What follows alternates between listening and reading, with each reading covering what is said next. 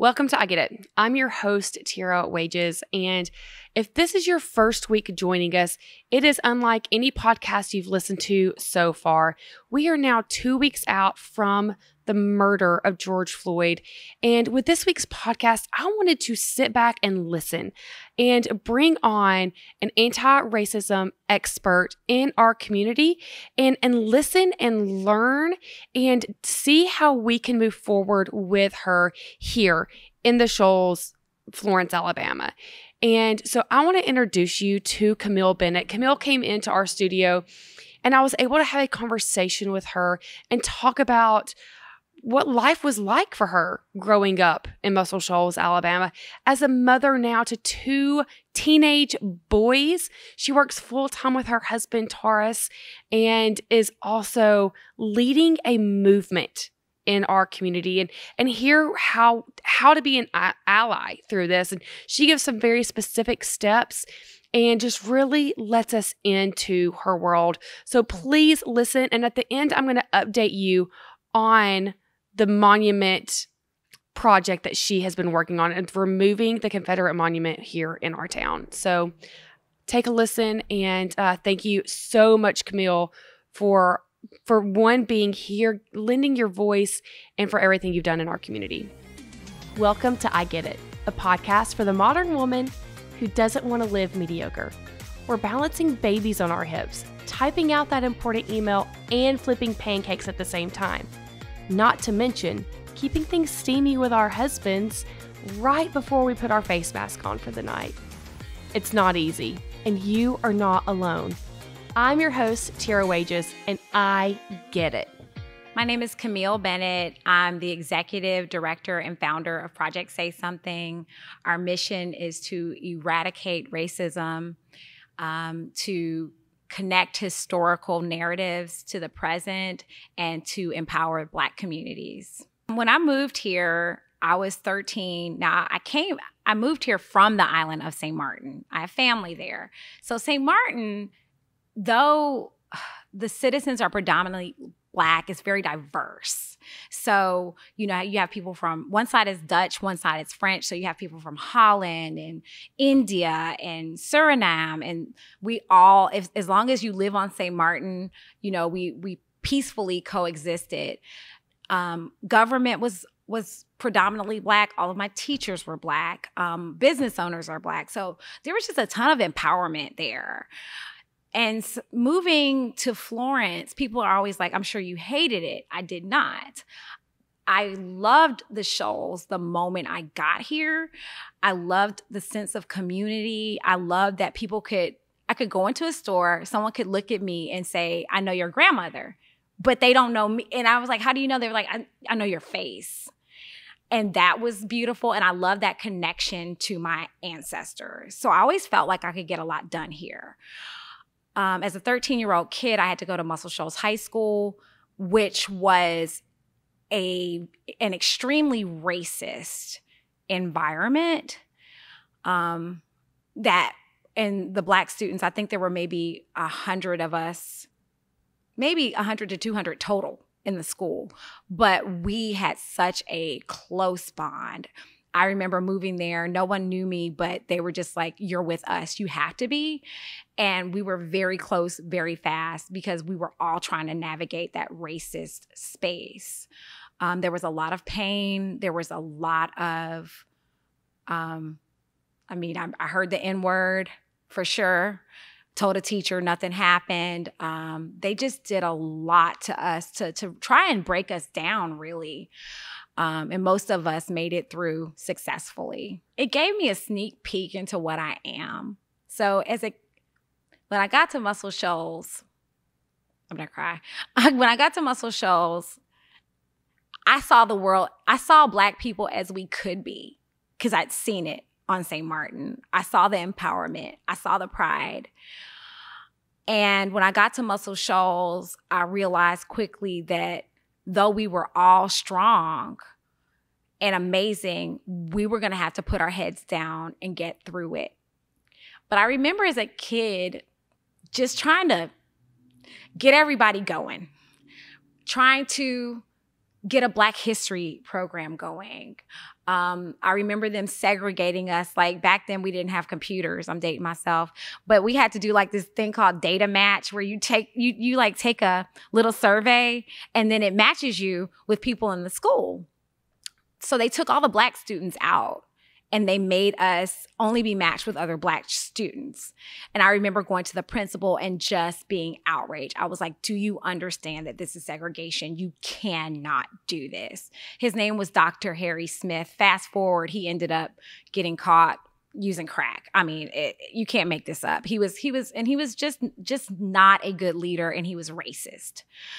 It gave me a glimpse into who I am. I remember writing poetry, like this whole really radical poetry, and like reading it to my teacher and reading it to the school and all this kind of thing. But not having the time, because I was still a kid, to really organize and create a movement. But it just gave me glimpses into who I am. I think, and I'm giving a lot of credit to the island, but I need to really be giving it to my parents. I believe that had I not lived on the island, it wouldn't have mattered, because my mother and my father were not about that life. Like, they, from a very young age, were very into Black empowerment. They were hippies growing up, and they just believed in embracing Blackness, all things Black. So I believe that I probably would have been this way anyway. And my grandfather was that way. And my grandmother was one of the first Black principal in the area, I believe. And she was strong. So I believe a lot of that is in the bloodline. I mean, it's exciting to raise Christian and Morgan. They're amazing kids. But when I think about it from the lens of anti-Black racism, you're extremely protective. So, for example, a lot of kids I see get out there at 16, they have a car, they're on the road, here we go. Christian didn't get his license until he was 17, because we knew we had to be extra careful. We had to be vigilant. I mean, it's just a completely different experience. I've had to navigate racism just by being their mom. We've gone through every stage of like them trying to label my oldest son, to labeling my youngest son as bad. I see the experience doesn't stop. It continues, and it makes me fight harder. So whether I introduce a concept or not, they're my kids. So they're hearing. They've heard a lot of conversations about race just in the home or whatever the case may be. So I think the consciousness was always there. A funny story, my youngest son, he had to be 3. We were at the splash pad. I don't know why he did this. He was just walking, and he's just like, I'm Black. I don't know why he felt like he needed to announce it, but he did. And that was his moment of like looking around and be like, it's a lot of white people here. And he was like, I'm Black. And maybe he felt like people were looking at him. I don't know why the child said it. So I think, it started very early for them. I remember Christian in kindergarten, just being hyper sensitive and understanding. Well, not even sensitive, hyper vigilant. He was the only Black in his class, and he absolutely knew what that meant. And it was painful. So, yeah, I feel like it's always been there from the time that they were able to express themselves. So we started the Shoals Black History effort. In our community, Black history had not been documented. As you know, Tara, is probably like W.C. Handy. That's it. So we were like, we know what happened. We know that enslaved people built this space, right? But why aren't we hearing about it? And why don't we have any museums? And why don't we have any documentation? And so what we did is we started history harvests. We got with elders. We took oral histories. We took photographs, and then we created a website. And then from there, we created a curriculum for 4th graders. And this is our first year getting into Harlan. We'll be in River Hill next year, Kilby, and I'm hoping every elementary school, and then the high schools and so on and so forth. But it's a really important effort. We've also been challenging the Confederate monument for years. I mean, just dismantling the narrative, trying to create solutions that contextualize the monument. So that's been that. We do ally training and anti-Black racism training. We did that for Democratic women this year. So, and now we're being inundated with requests for more of that training from everywhere. So that's coming. We challenge, we've done things like there was a plantation Christmas here where, you know, it's been happening for 30 years. They get on a plantation and wear antebellum clothing, but they never mention the Black hands that built it or the blood that was shed. So we really challenged them to, at the minimum, change the name, but just stop partying in this space. Dr. Deborah Carter, who's a naturopathic doctor, I remember her sitting Taurus and I down just one day. We were just visiting, and she said, I'm going to share with you a lot of history. And she said, I think you're ready for it. So that was one like turning point, just hearing a lot about Black history, and then it made me thirsty for more. So I spent a full year just studying before there was Project Say Something. This was probably like 2013, just studying. Watching the Freedom Riders was a turning point. Not only did they eradicate racism and segregation, but they were so strategic, and they were led by a woman.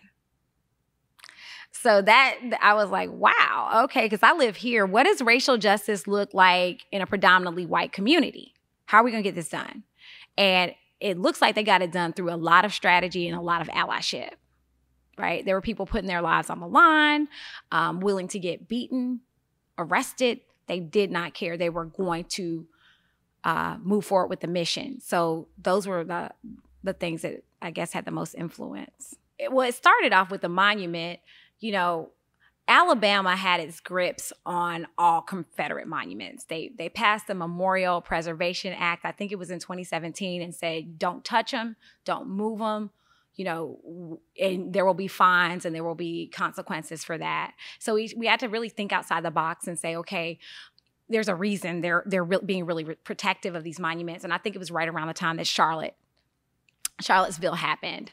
And we just had to get creative, and we said, okay, what's going to happen if we say, you can keep your monument, but we want to put something beside it? Dred Scott lived here for 10 years, and his case actually sparked the Civil War. I mean, that's a fact. So it was an opportunity, and we said, okay, what happens if we put Dred Scott beside the monument? And I mean, we got no support. We did have support from community members, but our local officials just ignored us. They lied. They did everything that they could to stop that from happening. And we really just kept needling away at it. We have never stopped. But then Birmingham happened, and that was just, a week ago. So the monument came down. It was knocked down. That was something none of us ever wanted to do. We all have jobs. We are grown people. Nobody can go to jail. So at this point, not for anything that's destructive. We can go to jail for peaceful protest, but you know what I mean. So we're not gonna be able to do that. And it was knocked down, and then Woodfin paid the fine. And what we found was our community. It wasn't us, it was our community. They would not let up. They were like, what are we doing? What are we doing? Now, we all obviously wanted it to go, but it was very community driven. So within 24 hours, we issued a statement, and things started moving very quickly from there. We found a lot of support from government officials. We found that, and this is all hearsay, we still don't have anything in writing, which means that we have to protest until it comes down. What we're hearing is there's been an anonymous donor for the $25,000. Again, not in our hands yet, but so we're still raising money because we don't have it. And we're being told that within probably a week, it'll be down. But that's not the result of some like moral awakening, right? That is the result of us writing a letter that says we demand for it to come down. Enough is enough. It's a symbol of racial terror, and no one should have to live with it anymore. When I think about walking past the Confederate monuments years ago, I did not pay attention in ways that I probably should have, but that was, you know, the term woke. That was during my sleeping phase, right? My parents told me it was racist. That was all I knew. They told me the Confederate flags were racist, but we didn't get that education, right? We were told that the Civil War was about states' rights. So, but it wasn't until Project Say Something that I have friends that are historians and that work actively with us. Brian Murphy has been my partner in crime through all of this, and he's a historian. It wasn't until I started digging and finding out, like, during the dedication speech, Black people were called the mongrel race, and they specifically said this has been put here so that social equality and education never happens for Black people. So now that I know, if I have to go to the courthouse, yes, it's tense, very tense. Not just the monument, but the fact that the employees at the courthouse don't represent the demographics. So it's a white space coupled with the monument. So all of those things, yes, it's just a tension that's always there. The allyship comes from our board. I mean, we've worked tirelessly. So our allies and our board members that are white, it's not one of those things where it's like, I've read White Fragility, I watched a few documentaries, and now I'm a leader. Absolutely not. They work on it every single day. We have those in race. Whiteness comes up within our board. Microaggressions come up within our board. Like, the same things that we're fighting come up as we work together. Just having the experience of working together on this specific issue for years and finding our way and finding their way and finding, like, what it truly means. So you can be an ally or you can be an accomplice, and they're accomplices, which means they are going to sit with you. They're not going to say, oh, good luck out there. You know, I'm just going to be back here, like, handing out flyers. They are literally putting everything on the line for social justice. So that has been an amazing experience. And then in terms of resistance, I mean, I've spoken in front of the KKK in real life, like a whole speech. I have been targeted by white nationalist organizations. I have been in meetings, in forums, and had white nationalists come in and videotape them. I have received hate mail. I mean, that's the most extreme example of resistance, but that's not the resistance that hurts the most, believe it or not. What hurts the most is people who claim to be liberal, who continuously have anti-Black behaviors, right? Or who try and even use the movement to push themselves ahead and not center Black voices. And that is, like, in my opinion, almost like an epidemic in Alabama, because when we find is, like, people say, okay, I want to address racism. I want to be on board. But then I call it the Atticus Finch complex. Like, To Kill a Mockingbird. I mean, Atticus Finch is totally centered through the whole story. It's really annoying. And so you see, like, people performing allyship through that lens, and that is extremely harmful because you see it coming from someone with a hood or wearing a flag, but you don't see it coming from someone who is wearing their. All right, so there is an organization here in the area run by a wealthy white man, and he really cares about racism. But whenever he wants to talk about racism, he talks about the organization that he's pumping money into that's white-led, and that's not allyship.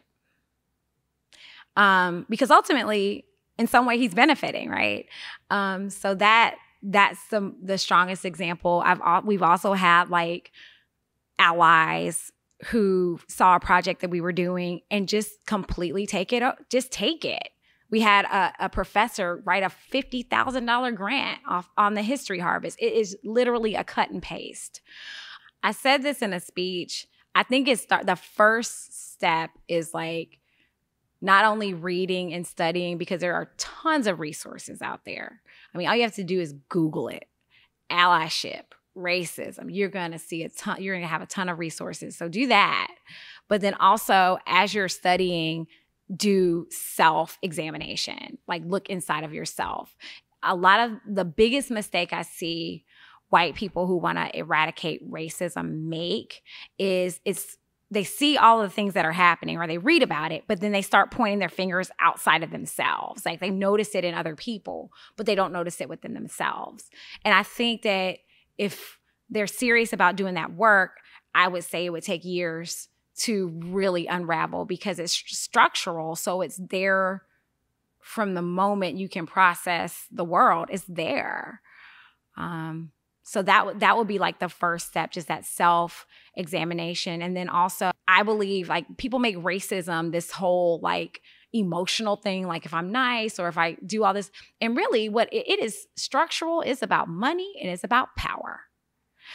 So when I think about like, because I have this happen all the time, like it'll be a white person with money and they'll say, well, what can I do to help? And I'm like, donate or support a Black business. Like you're going to have to share resources and power. Prayers and nice thoughts or even reading books is nice, but you're going to have to share resources. I'm an action person. I believe that white people who care and really want to make a difference, is all about consistent action. What I'm finding is there are people in our community that have been taking action and take action. And so when they do speak, it's so sincere, right? No one questions it because I've seen you. You've been doing this. We've been together, at rallies and this kind of thing. But I think that and then it's very delicate, because also there's this movement that's like, you haven't said anything on social media, you don't care. I personally haven't been scanning white people's pages to see what they're saying about it. I think that if you feel like you have work to do on yourself and you need to kind of pull within, I think that's fine. You're going to get talked about either way, and that's with anything. But I think the action is what's most important, right? While you're doing that work, what are you doing to extend resources and support to Black community? So I don't think there's ever going to be that perfect answer, but I think for white community members that are choosing to say, I'm going to mute myself right now and I'm going to do some internal work, and they're challenged, like, why aren't you talking? You can share, hey, I'm doing some internal work. That's a great answer. Or I'm taking action in other ways. That's a great answer. But I think that it's just never going to be that clear cut, like, this is how you do this, because the truth is none of us know. We're going moment by moment and just trying to get through it. And when I say get through it, I don't want it to be like we have a destination, because I don't think we do. What white people shouldn't be doing is being performative. Performative allyship is like running rampant right now. And we know it's there. And it's really triggering for Black people. We know it. We know people who have never uttered a word about racism that are suddenly creating a platform for themselves to talk about it. That is really problematic. I agree that white people should not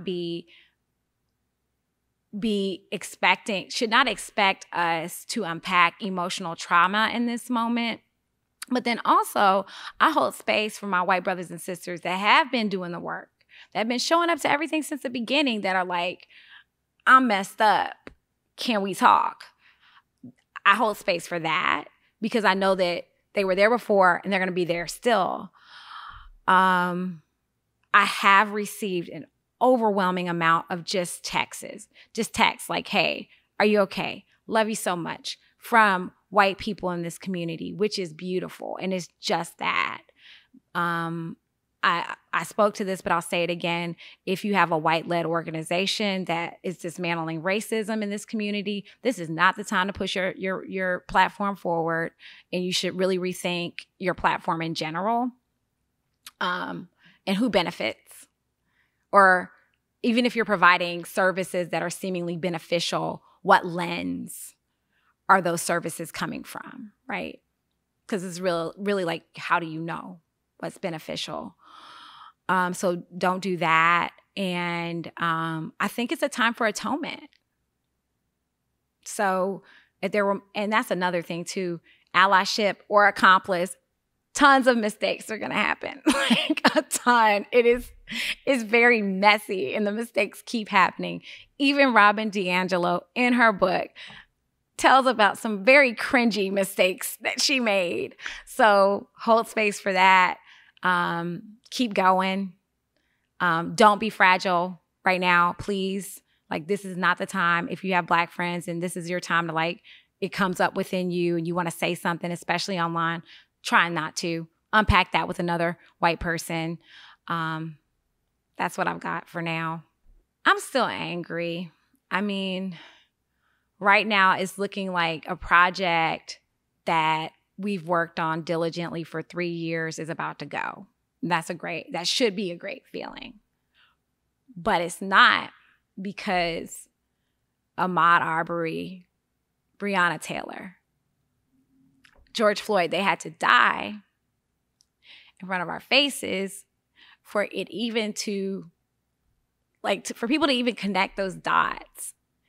And so I'm angry about even having to navigate the political process in this moment to get that statue down. Like, that's humiliating in a lot of ways.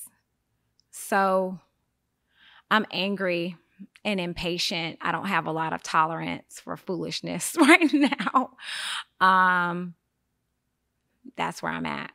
If you would like to help a Black-led organization, Black woman-led organization that is eradicating racial justice every day, donate to Project Say Something. We're www.projectsaysomething.org. Camille, thank you so much for being here and letting us into your space and educating us. We are so grateful. And to my white community, this is your opportunity. You say you want to do something, do it. If you have the resources, please donate to Project Say Something AL and be a part of her movement of change in our area. And so I wanted to update because Camille was told that tonight there would be a vote on the removal of the monument here in the heart of our city. And the county commissioners have told her, do these things, and it's going to happen. Everything is in place. And I wanted to update you to tell you that I went. And first, they weren't put on the agenda after they had told that they would be. Then, after waiting for hours and everyone speaking, they were told, actually, there's really nothing that we can even do because it's against the law. Even though Alabama Attorney General has kind of given a go around of how to get out of this. Yes, there is a fine. The funds are in place now for that fine. So tonight was just such an example to me of racism in our area, and that it starts in the courtroom. It starts in our government, of these people being told, we're going to listen to you and we're going to help you and we're on your side. And then when they show up, not even being on the agenda. And so I'm challenging everyone in our area, in Muscle Shoals and Florence, that if you say you stand for this, if you put a black square on your Instagram, to come and join, to get a monument that represents hate and oppression here in our town down. Because that's the least, that's step one. That's the least that we can do right now in our city to help our Black community rise up. So thank you again to Camille, and thank you all for being here. I look forward to having Camille back again to talk about what it's like to work with your husband full time, because she also works with her spouse full time. There is so much to her as a person, and I'm honored that I was able to share this space with her. So be happy and love each other. Peace.